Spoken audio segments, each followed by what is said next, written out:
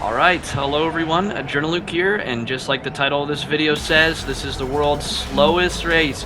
We are in Honda Fit Hybrids, and that's me right there, obnoxiously moving my windshield wipers and flashing my hazards and brights. Anyways, so this is Daily Race A. I was starting out in the second place position, so I didn't have pole position.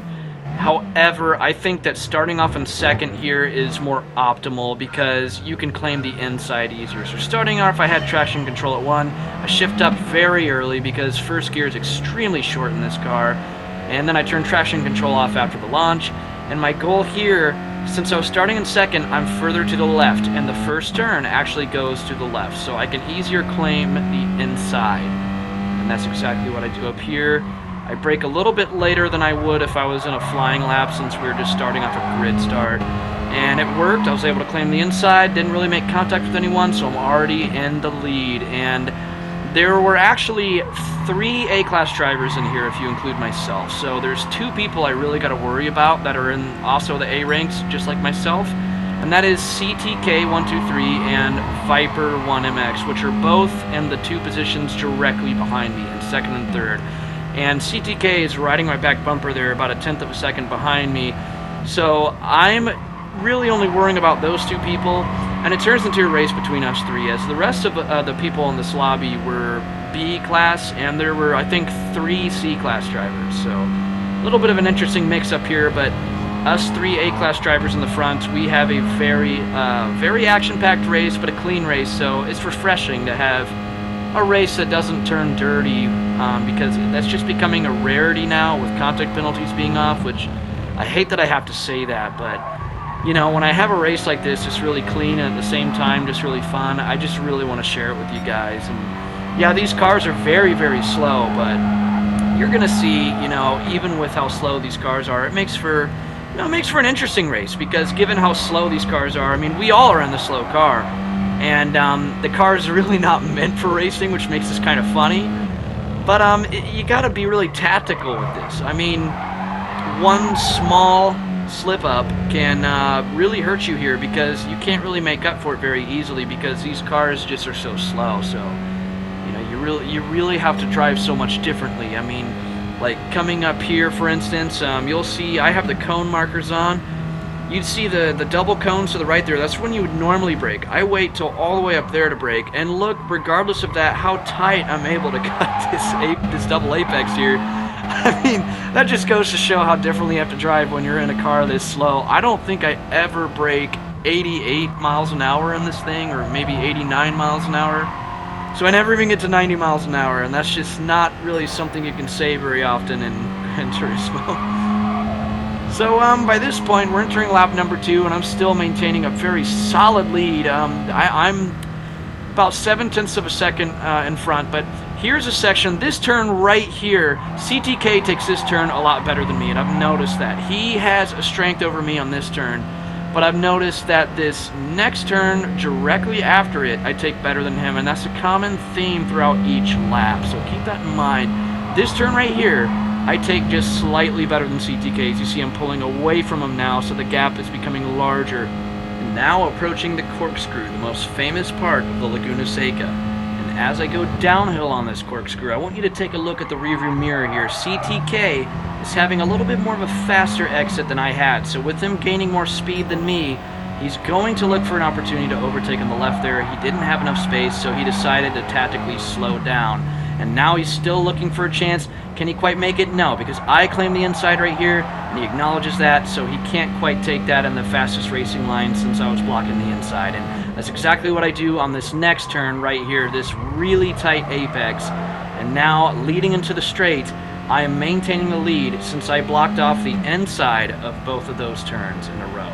And so, well, 3 turns in a row actually, and now leading into the straight here, I'm staying very close to the left side, as close as I possibly can get to the left side, to let him know you are not having the inside of this double apex here, because that's so crucial for me to have both insides of this double apex here, which is going to cause him to fall back a little bit more. And now he is far enough away to where I really don't have to aggressively take the inside of this, and I can take just the most ideal driving line through it. And with how slow we are, it would look like he's close enough to where I'd have to worry about that. but looks can be deceiving when these cars are this slow.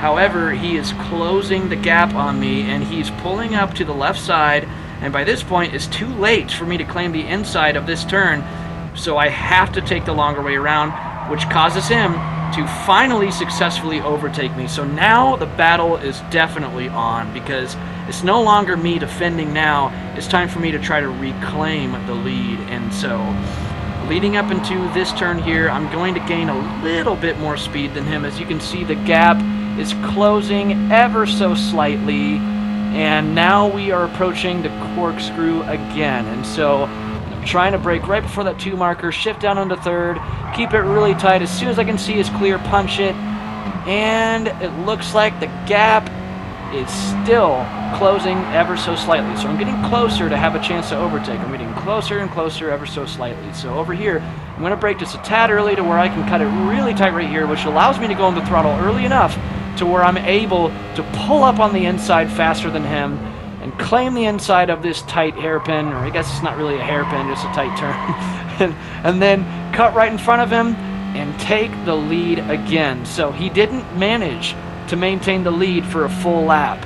And so this is getting pretty interesting. And notice how the top 3 of us are the A-class drivers, and there's really nobody even close to the 3 of us. And it just goes to show you a visual representation of the difference in skill levels between A-class drivers and B-class drivers. So I think that's interesting. The only 3 A-class drivers in this whole lobby are the ones that are way up here. So really now I'm just maintaining the lead, and even with Viper being within, 0.3 of a second behind me, it's now the final lap, and so I'm feeling confident here, but I still have to stay on my toes, because the fact that Viper's now 0.4 of a second behind me, he can definitely have a chance to overtake me if I make just a slight error. So as long as I just stay perfect here and don't make any errors and just take the track as fast as I can, I'm going to be able to take this victory home. And so the question now becomes, will I be able to stay consistent enough to where I don't make any errors to give them any chance of catching up? Because the gap right now is still about half a second, as it stayed that way for the majority of this final lap here. And so entering into the corkscrew now, getting a pretty good exit, and I thought I was going to get a penalty there, but I don't actually get a penalty, which surprised me because it looked like all 4 of my wheels went off the track limit. So I lucked out there, and I only got just 2 more turns to go. So 1 turn here, and it looks like Viper is closing the gap. He's 0.3 of a second behind me now instead of 5. Last turn of the race. Can I pull this off? And I had a pretty solid exit there, and it looks like we're all 3 going the same speed, and so by this point I knew I took the victory home. So just, wow, what a race. What a race. It was so fun. Despite the cars being really, really slow, the world's slowest race, it was still very fun and very interesting, and it's refreshing to get in a race for once where we all stayed clean, and at the same time there was lots of overtaking back and forth. So, I hope you guys enjoyed watching that race, and if you're new to the channel, please make sure to subscribe, as there's a lot more content on its way. If you enjoyed it, give it a thumbs up. That's it for the video, guys. Race fast, race clean, and I will see you all in the next video.